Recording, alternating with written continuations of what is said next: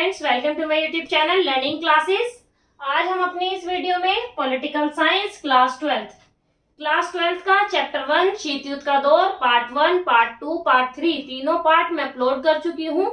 आप पहले तीनों पार्ट देखेंगे तभी आपको पार्ट 4 समझ आएगा। ठीक है, पॉलिटिकल साइंस के जब पिछले पार्ट आप अच्छे से समझेंगे तभी आगे का पार्ट समझ आएगा। ठीक है, मैंने एनसीईआरटी के टॉपिक वाइज, एनसीईआरटी की जो आपकी बुक है पार्ट 1 टॉपिक वाइज समझाने की पूरी कोशिश की है और हर एक पार्ट में एक सीरीज से हमने उस चैप्टर को किया है। ठीक है, अब लास्ट हमने शीत युद्ध के दायरे टॉपिक किया था। शीत युद्ध के दायरे से अगर आप अपनी एनसीईआरटी बुक ओपन करोगे तो उसमें आप पाएंगे कि उसमें जो नेक्स्ट टॉपिक है वो है दो ध्रुवीयता को चुनौती। क्या है नेक्स्ट टॉपिक? दो ध्रुवीयता को चुनौती। तो आज हम पहले यही डिस्कस करेंगे ये टॉपिक। फर्स्ट, दो ध्रुवीयता को चुनौती। सेकंड, दो ध्रुवीयता को चुनौती किसने दी थी? गुट निरपेक्ष आंदोलन यानी नाम ने दी थी, नॉन अलाइन मूवमेंट। ठीक, ये एक संगठन था जिसने मिलकर एक आंदोलन शुरू किया जिसे गुट निरपेक्ष आंदोलन के नाम से जाना गया।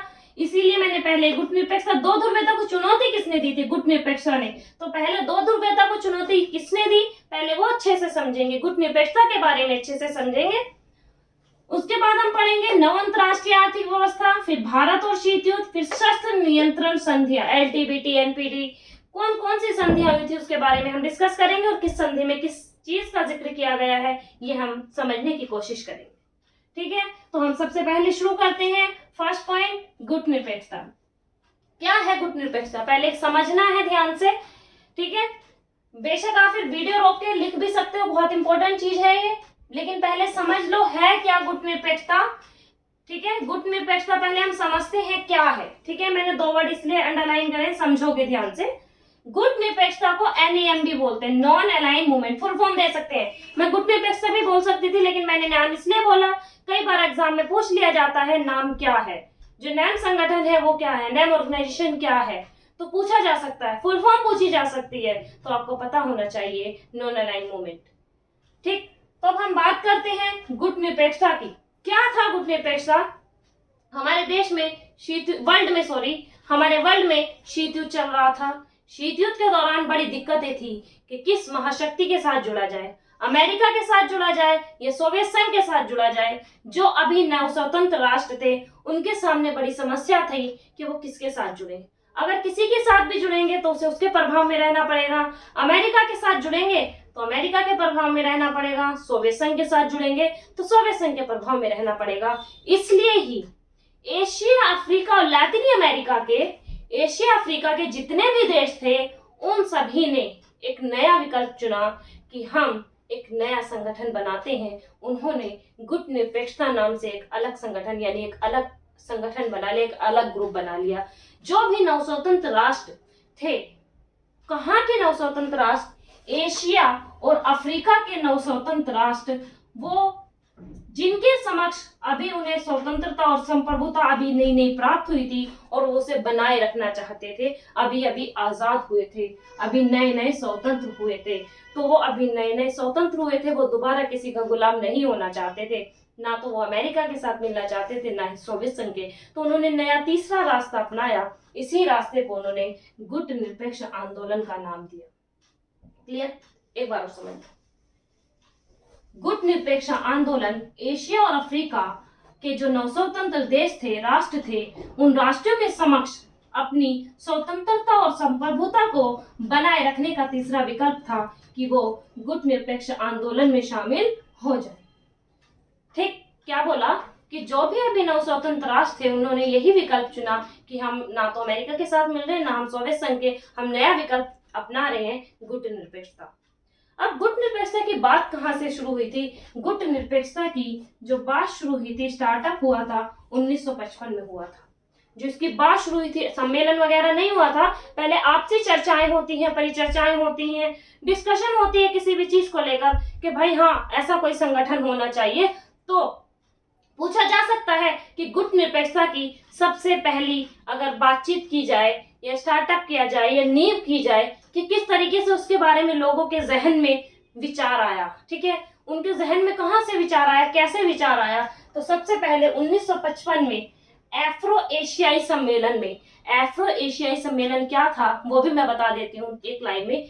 अफ्रीका और एशिया के देशों की कैसे सुरक्षा की जाए, किस तरीके से उन्हें युद्धों से बचाया जाए, शीत युद्ध के प्रभाव से कैसे बचाया जाए, अफ्रीका और एशिया के देशों का, एशिया अफ्रीका में जितने भी राष्ट्र हैं उनका विकास कैसे किया जाए, एशिया और अफ्रीका में जितने भी राष्ट्र हैं उनका विकास कैसे किया जाए, इसको लेकर 1955 में एक सम्मेलन हुआ, उसे अफ्रीका यानी एफ्रो एशियाई सम्मेलन के नाम से जाना गया। तो कई बार पूछ लेते हैं कि जो नाम का स्टार्टअप नींव कहां से रखी गई थी, तो बच्चे लिख देते हैं कि 1961 बेलग्रेड यूगोस्लाविया, यूगोस्लाविया की राजधानी है बेलग्रेड, तो बच्चे लिख देते हैं यूगोस्लाविया बेलग्रेड, लेकिन ये आपका आंसर गलत है। ठीक है, आपको समझना है, बात को ध्यान से समझना है कि जो अगर इसकी नींव की बात कर रहा है कि सबसे पहले कहाँ नींव रखी गई थी, इसके बारे में विचार कहाँ आया था, तो इसका अगर हम विचार की बात करें तो 1955 में अफ्रीका और एशिया यानी एफ्रो एशियाई जो सम्मेलन था उसमें गुटनिरपेक्षता की नींव रखी थी। इस विचारधारा के बारे में, इस संगठन के बारे में सोचा था। अब बात करते हैं, समय बीतता गया तो अब लोगों ने थोड़ा सा सबल हो गए, अब उन्होंने मिलकर इस संगठन की शुरुआत भी कर दी। अगर संगठन की शुरुआत करें तो इसका पहला सम्मेलन रख दिया गया 1961 में बेलग्रेड में यूगोस्लाविया की राजधानी बेलग्रेड में गुटनिरपेक्षता का पहला सम्मेलन आयोजित कर दिया गया। अब हम बात करते हैं गुटनिरपेक्षता में कौन कौन से देश शामिल थे, तो अब हम शुरू करते हैं।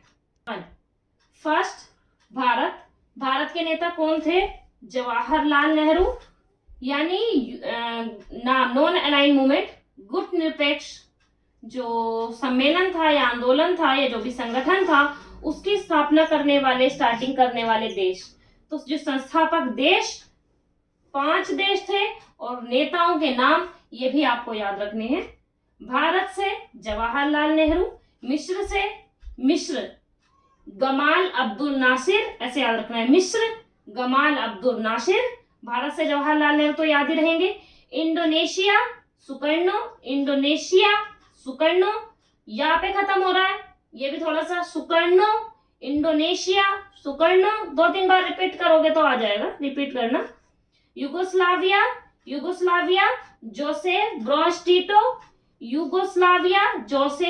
टीटो, घाना वामा एनक्रूरमा, वामे पढ़ना है, घाना वामे एनक्रूरमा, ये थे गुट निरपेक्ष के संस्थापक देश और ये नेता। क्लियर? अब हम बात करते हैं इसके पहले सम्मेलन की। 1961 में इसका पहला सम्मेलन कहाँ हुआ? बेलग्रेड में, यूगोस्लाविया की राजधानी है बेलग्रेड में। कब हुआ? 1961 में हुआ। कितने सदस्य देश थे स्टार्टिंग में? सिर्फ 25 मेंबर ही। स्टार्टिंग में तो जो संस्थापक देश तो 5 ही थे, लेकिन जब इसका पहला सम्मेलन हुआ कब हुआ? 1961 में बेलग्रेड में 25 मेंबर ने पार्टिसिपेट किया था।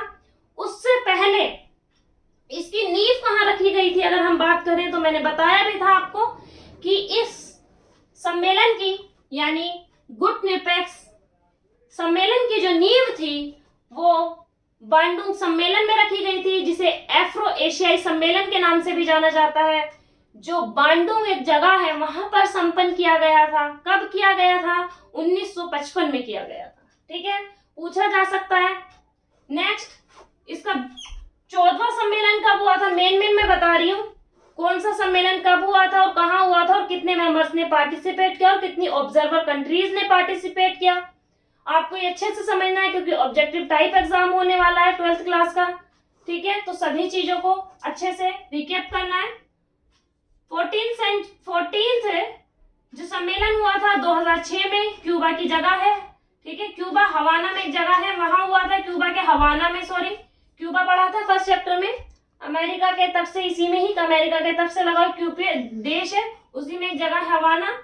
कितने मेंबर्स थे? 116 और ऑब्जर्वर कंट्रीज कितनी थी? 15। इसके 17वें सम्मेलन की बात करते हैं जो वेनेजुएला में हुआ था। 120 सदस्य थे और 17 पर्यवेक्षक देश थे। अब बात करते हैं करंट की। ठीक है, क्योंकि करंट के क्वेश्चन पूछे जाने की 99 पॉइंट पॉसिबिलिटीज है। क्योंकि आपका एग्जाम ऑब्जेक्टिव टाइप्स आने वाला है। ऑब्जेक्टिव टाइप क्वेश्चन में यही होगा कि क्वेश्चन थोड़े करंट से भी रिलेटेड पूछे जा सकते हैं। अब हम बात करेंगे कि रिसेंटली जो भी गुट निरपेक्षता का सम्मेलन हुआ है वो कहाँ हुआ है, तो आपको पता होना चाहिए, और कैसे हुआ है ये भी पता होना चाहिए। तो हम बात करते हैं 2020 के गुट निरपेक्षता सम्मेलन की। मई 2020 में संपन्न किया गया गुट निरपेक्ष सम्मेलन।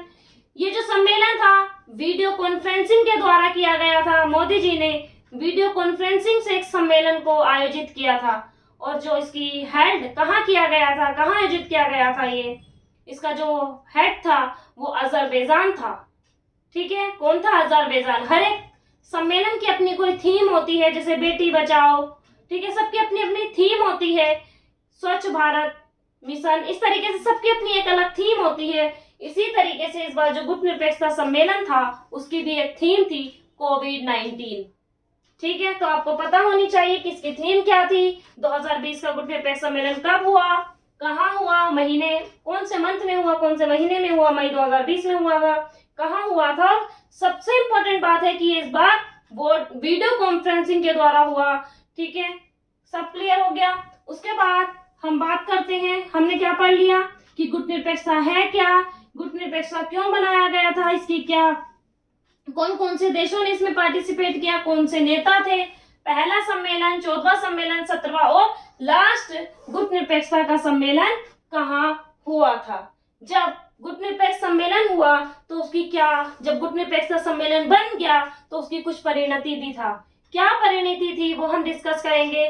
ठीक है, पता होना चाहिए कि इन्होंने सभी देशों ने मिलकर, गुट निरपेक्षता में जितने भी देश शामिल थे, इन्होंने मिलकर कुछ निर्णय लिए, वो हम डिस्कस करते हैं कि उन्होंने क्या क्या निर्णय। हम बात कर रहे थे कि जो गुट निरपेक्षता था वो किन बातों की परिणति था, किन की वजह से गुट निरपेक्षता अस्तित्व में आया।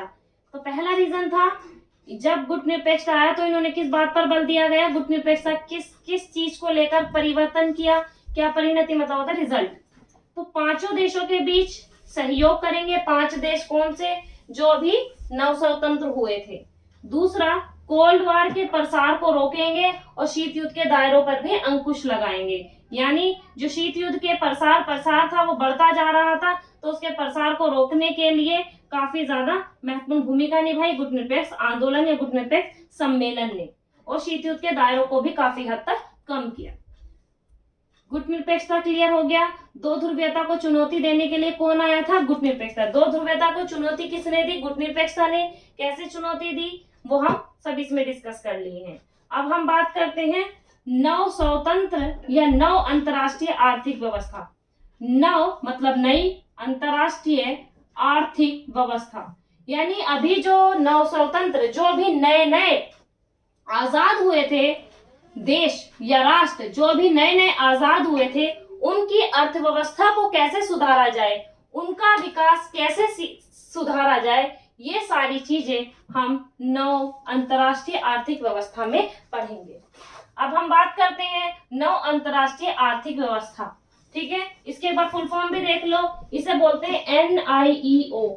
नव अंतरराष्ट्रीय आर्थिक व्यवस्था की फुल फॉर्म है NIEO की फुल फॉर्म है new international economic order. Organisation नहीं लिखना, ऑर्डर लिखना है।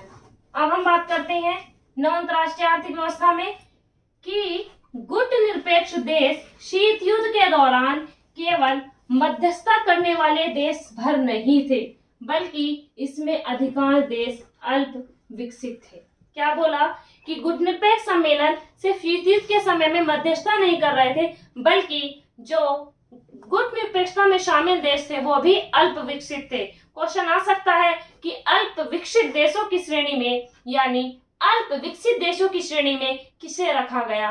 तो आपको पता होना चाहिए जितने भी गुट निरपेक्ष सम्मेलन में शामिल देश थे या नव स्वतंत्र देश थे, उन्हें अल्प विकसित देशों की श्रेणी में रखा गया। इन अल्प विकसित देशों के सामने या गुट निरपेक्षता के देशों के सामने कौन सी चुनौती है, ये सारा मैं सीरीज में पढ़ा रही हूँ, लाइन वाइज। NCERT का है ये पूरा। NCERT सबसे बेस्ट है, ना किसी गाइड की जरूरत है, ना किसी भी हेल्प बुक की, सपोर्टिव मटेरियल, नो, किसी की नीड नहीं है अगर आपने NCERT पढ़ ली है। ठीक है, आप एक बार एनसीईआरटी बिल्कुल अच्छे से सब कुछ कर लोगे तो जो सपोर्टिंग मटेरियल मिलता है आपको वो आप खुद सॉल्व कर दोगे। तो अब हम बात करते हैं, पेज नंबर 11 पे है नव अंतरराष्ट्रीय आर्थिक व्यवस्था। आप ओपन करके भी देख सकते हैं एनसीईआरटी की बुक में। तो ये जो नव स्वतंत्र आर्थिक व्यवस्था नहीं, जो अल्प विकसित देश है, इनके सामने क्या चुनौती थी? तो इनके सामने चुनौती थी सबसे पहली आर्थिक विकास की चुनौती, आर्थिक विकास की चुनौती। दूसरी विकास करने की चुनौती कि डेवलपमेंट कैसे की जाए, किसको आधार बनाया जाए, विकास के क्या स्तंभ हो, विकास करने का कौन सा तरीका या कौन सा मॉडल अपनाया जाए, पूंजीवादी मॉडल या साम्यवादी मॉडल। अगली चुनौती थी जनता को गरीबी से उबारना। गरीब जनता थी, अल्प विकसित देश थे, उन्हें गरीबी से कैसे उभारा जाए, ये थी इनके सामने चुनौती। अब नव अंतरराष्ट्रीय आर्थिक व्यवस्था में बड़े ध्यान से सुनना, जो नव अंतरराष्ट्रीय आर्थिक व्यवस्था थी इसकी जो धारणा का जन्म हुआ था इसी समझ से हुआ था कि इन सभी समस्याओं का समाधान कैसे किया जाए। तो 1972 में व्यापार और विकास से संबंधित सम्मेलन अंक्टॉड में, ठीक है, United Nation conference trade and development, ठीक है, United Nation conference trade and development, UNCTAD की फुल फॉर्म याद कर लेना। Towards a new trade policy for development शीर्षक से, ये एक शीर्षक था, किताब थी, उसके नाम से एक रिपोर्ट तैयार की गई। एक रिपोर्ट थी, क्या रिपोर्ट थी? Towards a new trade policy for development. पूछा जा सकता है ये जो शीर्षक, ये जो रिपोर्ट है, ये क्यों पेश की गई थी? ये जो रिपोर्ट थी नव अंतरराष्ट्रीय आर्थिक व्यवस्था, यानी नव अंतरराष्ट्रीय आर्थिक व्यवस्था, जो भी अभी अल्प विकसित देश थे उनका विकास कैसे हो, उनका व्यापार कैसे हो, व्यापार को कैसे बढ़ावा दिया जाए, ट्रेड को कैसे बढ़ावा दिया जाए, डेवलपमेंट कैसे की जाए, इन सभी मुद्दों पर बात की गई।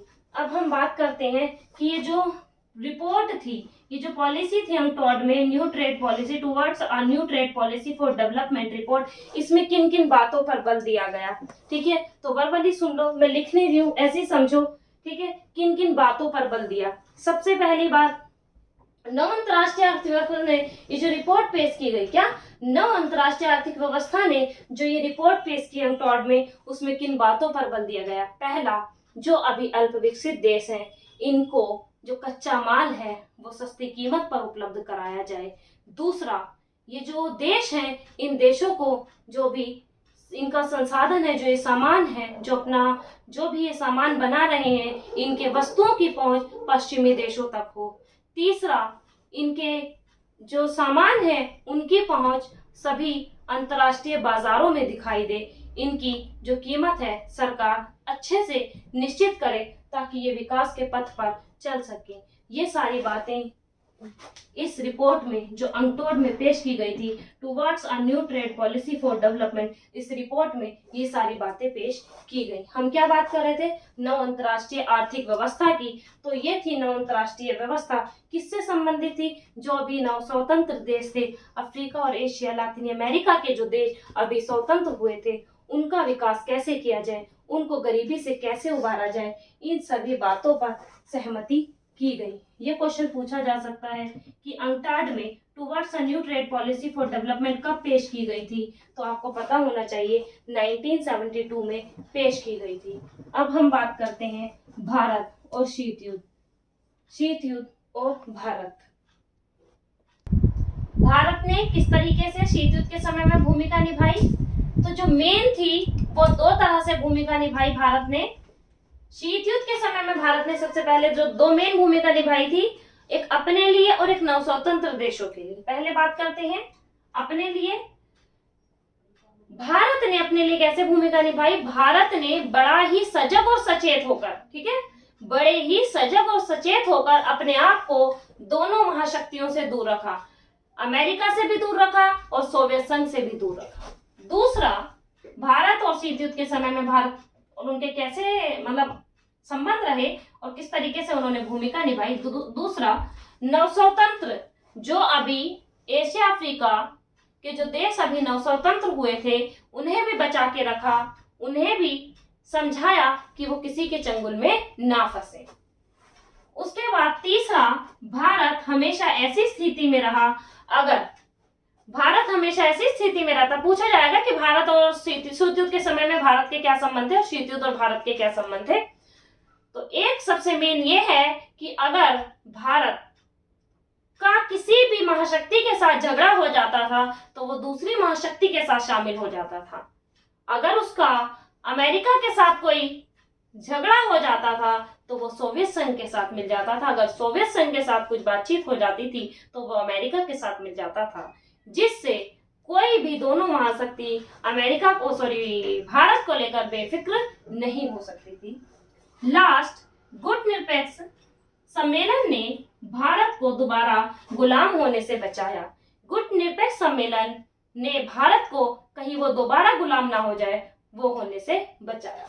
अगर आपसे पूछा जाए भारत और शीत युद्ध के संबंध क्या थे, या भारत और शीत युद्ध के समय में भारत की क्या स्थिति थी, ठीक है, शीत युद्ध के समय में भारत की स्थिति, तो पहले क्या बताओगे कि जो भारत है उसने अपने आप को दोनों महाशक्तियों से दूर रखा, नवस्वतंत्र देशों से दूर रखा, उनसे कहा कि तुम दोनों महाशक्तियों से दूर रहो। तीसरा, इन्होंने इस बात पर बल दिया कि अगर भारत अमेरिका को अनबन कर देता तो भारत अमेरिका को छोड़ के सोवियत संघ के साथ मिल जाता, अगर सोवियत संघ को अनबन कर देता तो सोवियत संघ को छोड़ के अमेरिका के साथ मिल जाता। लास्ट पॉइंट, गुटनिरपेक्षता ने भारत को दोबारा गुलाम होने से बचाया। लास्ट टॉपिक है आपकी बुक का शस्त्र नियंत्रण संधियां। एक बार अगर आप इसे अच्छे से देखना चाहते हो तो एनसीईआरटी बुक पेज नंबर 12 में देख सकते हो, ठीक है। ये सारा एनसीईआरटी का है लाइन टू लाइन। अब हमारा लास्ट टॉपिक है शस्त्र नियंत्रण संधियां, ठीक। तो सबसे पहले हम बात करते हैं एलटीबीटी की। एलटीबीटी क्या थी? लिमिटेड ट्रीटी बैन ट्रीटी, क्या सीमित परमाणु परीक्षण संधि, test ban treaty, limited test ban treaty, सीमित परमाणु परीक्षण संधि, एलटीबीटी सीमित परमाणु परीक्षण संधि। ये क्या थी? इस संधि में क्या कहा गया कि वायुमंडल, बाहरी अंतरिक्ष तथा पानी के अंदर परमाणु परीक्षण पर रोक लगा दी गई। क्या कहा गया कि वायुमंडल में, किसके अंदर? वायुमंडल में, बाहरी अंतरिक्ष में, पानी के अंदर जितने भी परमाणु परीक्षण होते हैं उन सब पर रोक लगा दी गई। और इस संधि पर ब्रिटेन, अमेरिका और सोवियत संघ ने मॉस्को में सम्मेलन किया कि ठीक है भाई, हम वायुमंडल, बाहरी अंतरिक्ष और पानी के अंदर परमाणु परीक्षण नहीं करेंगे। 5 अगस्त को साइन किए गए 1963 में। पूछा जा सकता है कि एलटीबीटी पर साइन कब हुए? 5 अगस्त 1963 पर साइन हुए, 10 अक्टूबर 1963 को वो प्रभावी हुई। ये थी एलटीबीटी। एक बार आप इसका स्क्रीनशॉट भी ले सकते हैं और इसे अपनी कॉपी में लिख भी सकते हैं बेटा। अब हम शुरू करते हैं एक और बहुत ही इंपॉर्टेंट संधि, एनपीटी। एनपीटी परमाणु